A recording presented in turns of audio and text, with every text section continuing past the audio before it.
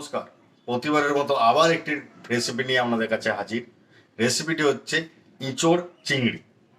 তো চলুন দেখে নেওয়া যাক ইঁচড় চিংড়ি কিভাবে বানায়। তো আমি একদম সাদা সিম্পল ঘরোয়া পদ্ধতিতে যে ইঁচড় চিংড়ি সেইভাবে বানিয়ে দেখাচ্ছি।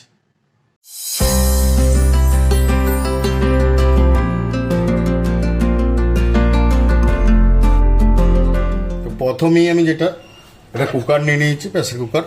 তো প্রেসার কুকারে যে ইঁচড়গুলো কেটে রেখেছি সেই ইঁচড়গুলো দিয়ে দেবো।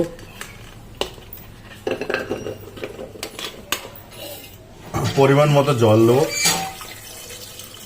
পরিমাণ মতো লবণ আর সামান্য পরিমাণ হলুদ দেবো। এরপর এটাকে আমি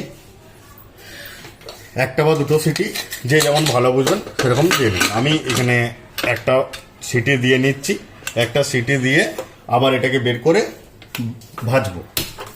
তো চলুন আগে সিদ্ধটা করে নিই। এরপর আমি ইঁচড় চিংড়ির জন্যে কড়াই নিয়ে নিয়েছি এবং তেল দিয়ে আলুটা ভেজে নেব। তো তেল গরম হয়ে গেছে, এবারে আলুগুলি দিয়ে আলুগুলি ভেজে নেব।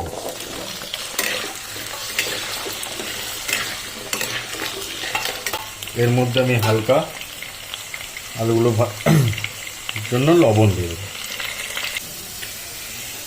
আলুগুলি ভাজা হয়ে গেছে, তো আস্তে আস্তে আলুগুলো তুলে নেব। এরপর আমি যে ইঁচড়টি সিদ্ধ করে রেখেছিলাম সেই ইঁচড়টিকে একবার ভেজে নেব। এটা প্রায় হাফ সিদ্ধ আছে, আর অল্প করে ভেজে নেব।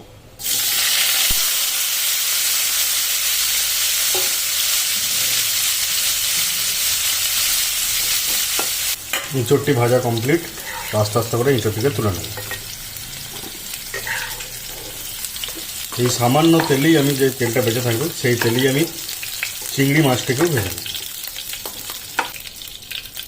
তো আমরা চিংড়ি মাছটিকে একদম যে ফ্রাই করব সেটাও নয়, হালকা ফ্রাই করে নেব চিংড়ি মাছটিকে। চিংড়ি মাছটি ভাজা হয়ে গেছে, এটিকে তুলে নেব। আমি এই তেলের সাথেই হালকা পরিমাণ তেল দেবো। তারপর তেল গরম হয়ে গেছে আমার, এরপর আমি গোটা জিরে দেবো অল্প পরিমাণ, একটা শুকনো লঙ্কা দিলাম আর এক টুকরো তেজপাতা। তো এরপর আমরা এর মধ্যে যে পেঁয়াজটি কুচি করে রেখেছিলাম সেই পেঁয়াজটি এর মধ্যে দিয়ে দেবো। আমি এখানে বলে রাখি আগে থেকে, আমি কিছু পেঁয়াজ কুচো করে রেখেছি আর কিছু পেঁয়াজ সামান্য পেঁয়াজ পেস্ট করে রেখেছি,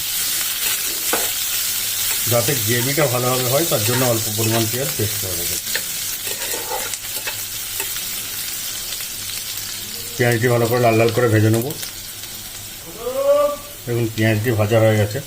তো এরপর কী করবো, যে পেঁয়াজটা পেস্ট করে রেখেছিলাম সেই পেঁয়াজটার মধ্যে দিয়ে দেবো।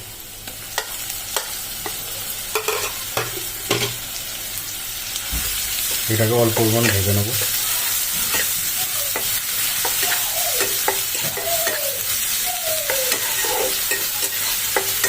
তো পেঁয়াজটি ভালোভাবে ভাজা হয়ে গেছে। এরপর আমি এর মধ্যে রসুনের পেস্ট আর আদার পেস্টটা দিয়ে দিলাম, সঙ্গে কাঁচা লঙ্কাটাকে আমি পেস্ট করে দিলাম সেটাও দিয়ে দিলাম। এগুলোকে একসাথে ভালো করে মিক্স করে ভেজে নেব। তো মশলা আমার ভালো করে ভাজা হয়ে গেছে। এরপর এর মধ্যে আমি অল্প পরিমাণ জল দেবো।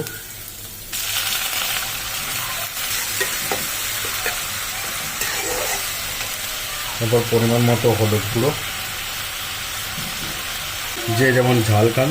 আমি অলরেডি কাঁচা লঙ্কার পেস্ট দিয়েছি, তো অল্প আমি গুঁড়ো লঙ্কা ইউজ করছি। ধনে গুঁড়ো, জিরে গুঁড়ো ভালো করে মিক্স করে নেব, যেন কাঁচা মশলার গন্ধ না ছাড়া সেরকম পর্যন্ত আমি ভালো করে ভেজে নেব মিক্স করে। আর এর মধ্যে পরিমাণ মতো লবণ। মশলাটি আমার ভাজা কমপ্লিট। এরপর আমি টমেটোটাকে পেস্ট করে রেখেছিলাম সেই টমেটো পেস্টটা দিয়ে দেবো এর মধ্যে। টমেটো পেস্টটা দেওয়ার পর কিন্তু আপনাকে ভালো করে মিক্স করতে হবে এবং ভালো করে ভেজে নিতে হবে, নাহলে টমেটো পেস্টের একটা গন্ধ থাকবে। এর মধ্যে কালারের জন্য আমি কাশ্মীরি লঙ্কা গুঁড়ো ইউজ করব, আর অল্প পরিমাণ গরম মশলা দেবো, এবং গরম মশলা আর একটা টাইম দেবো নামাবার টাইমে। আমি এখানে অল্প পরিমাণে ইউজ করলাম, আবার নামাবার টাইমে অল্প পরিমাণে ইউজ করবো। আমার ইঁচড় চিংড়ির জন্য যে মশলা রেডি হয়ে গেছে। এরপর আমি এর মধ্যে ইঁচড় দিয়ে দেবো,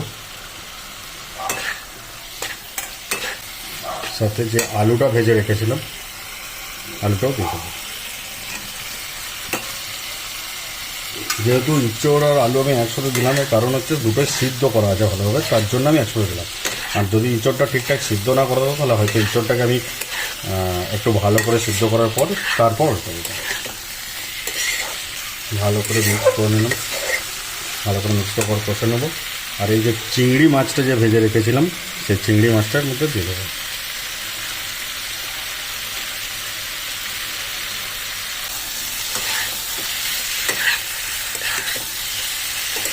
তো অনেকে আবার কী করে, চিংড়ি মাছটা নামাবার সময় দেয়, তো নামাবার সময় দিলে চিংড়ি মাছের যে টেস্টটা সেটা ঠিকঠাক ইঁচড় চিংড়ির যে রান্নাটা এর মধ্যে ঠিকঠাক আসে না।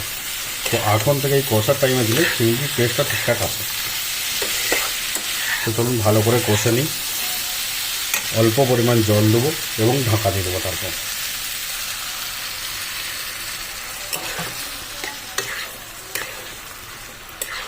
জল দিয়ে দিয়েছি, এরপর আমরা ঢাকা দিয়ে দেবো এবং গ্যাসটাকে লো ফ্লেমে করে দেবো।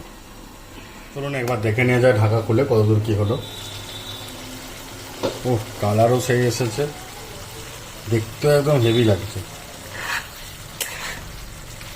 একটা আলুকে মেরে দেখি, না একটু সিদ্ধ হবে, সিদ্ধ পুরোপুরি হয়নি।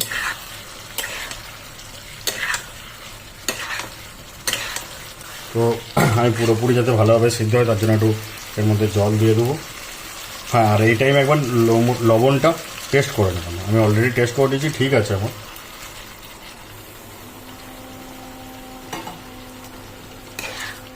একটু জল দিয়ে ঢাকা দিয়ে দেবো যাতে ভালোভাবে সিদ্ধটা হয়ে যায়।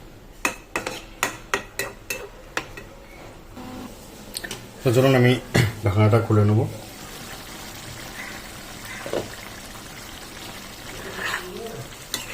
ও আলুও ভেঙে যাচ্ছে, ইঁচড়ও ভেঙে যাচ্ছে, ইঁচড় আলু আমার সিদ্ধ হয়ে গেছে।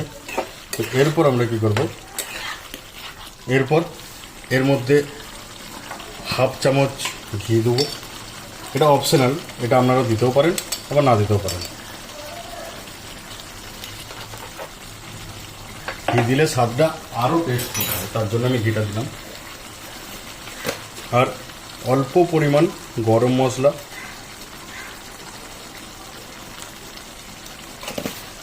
আর উপর থেকে ধনে পাতা। ভালো করে একবার মেখে নেব। তো আমার ইঁচড় চিংড়ি কমপ্লিট।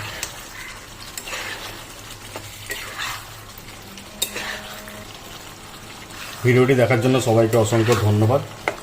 আরও এরকম ভালো ভালো রান্না দেখতে গেলে আপনারা প্লিজ চ্যানেলটি লাইক অ্যান্ড সাবস্ক্রাইব করে দেবেন। হ্যাঁ, অবশ্যই বেল আইকনটা দাবাতে অবশ্যই ভুলবেন না, কারণ আরও ভালো ভালো যখন আমি রেসিপি ছাড়বো তো সেগুলোর নোটিফিকেশান যাতে আপনাদের কাছে তাড়াতাড়ি পৌঁছে যায়, তার জন্য বেল আইকনটা দাবাতে একদমই ভুলবেন না।